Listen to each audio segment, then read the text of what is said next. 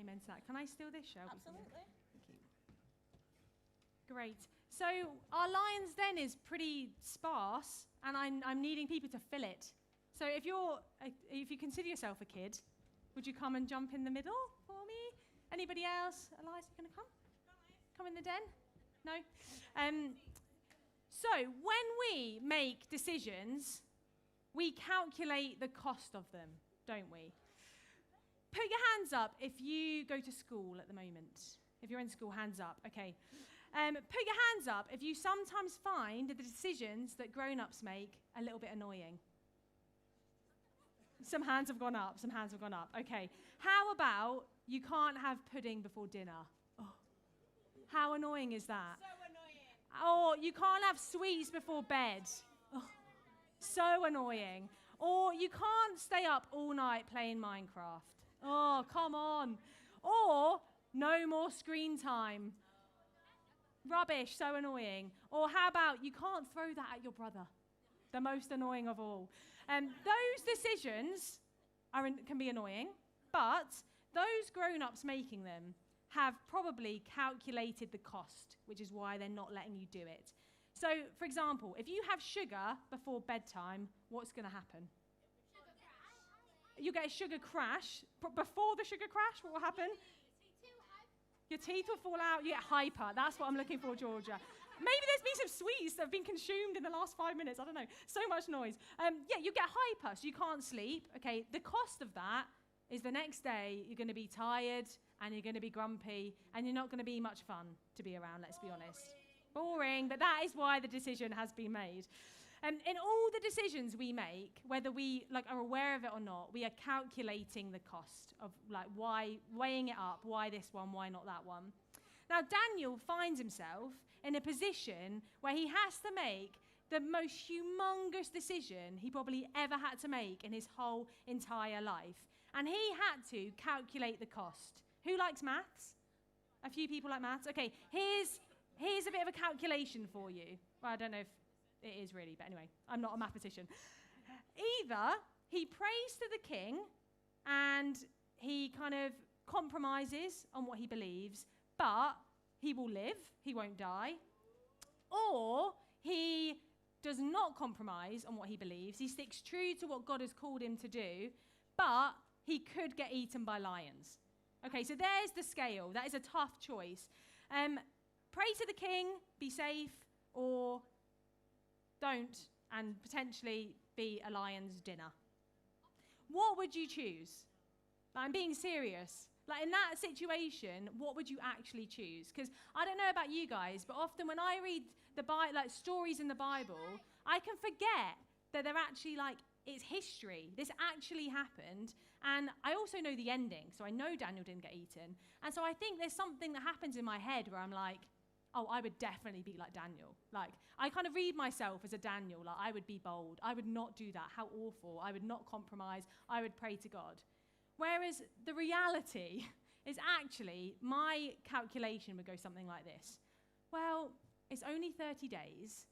So what if I pretended? I could pray in my head to God and just pretend, do this like everybody else. But in my head, I'd be praying to God and not the king. God hears what's going on in my head, doesn't he? He hears my silent prayers, so it'd be fine. Or maybe I'd be like, I could just cross my fingers, behind my back and no one would know. Or at the very least, I could shut my window and turn all the lights off, and then I can just pray as I normally would and wait for it all to blow over, and then that's fine. It's just a little month. It's just a month, whatever. Would anyone else be doing that? Realistically, I think I would be finding any loophole or any way to kind of wiggle out of it. I would definitely have done that. I wonder, seriously, what you would have chosen. Has anyone ever actually seen a real lion? Hands up if you've seen a real lion.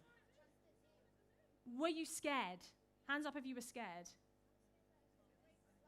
So this isn't an opportunity for me to flex, but I was not scared. Because there was a fence between me and the lion, okay? If I was being dangled by my ankle in front of a pit of hungry lions, I would be bricking it. I would be absolutely petrified. That's the difference. The decision that Daniel made to carry on praying and visibly, publicly, where people could see him, was so unbelievably brave.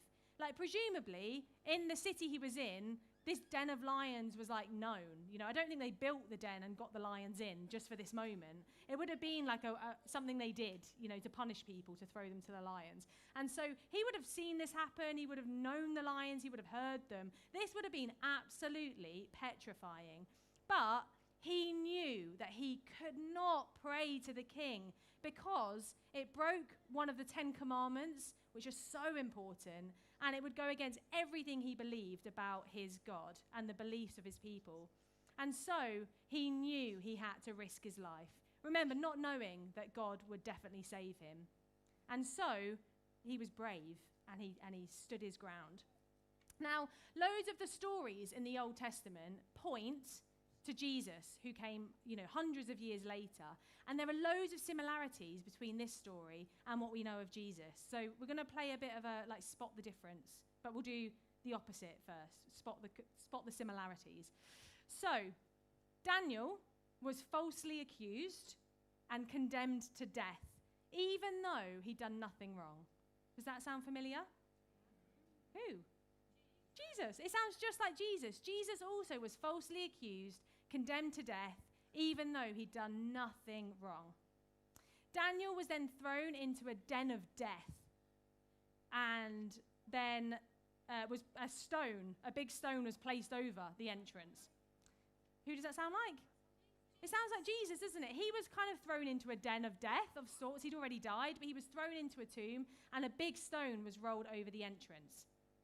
Daniel was then brought out of the den alive, to everybody's shock and amazement, early in the morning. Does that sound familiar? Yeah, Jesus also was brought out of the tomb early in the morning, very much alive and kicking, to everybody's shock and amazement. So we can see there's some similarities already between them. But what are the differences?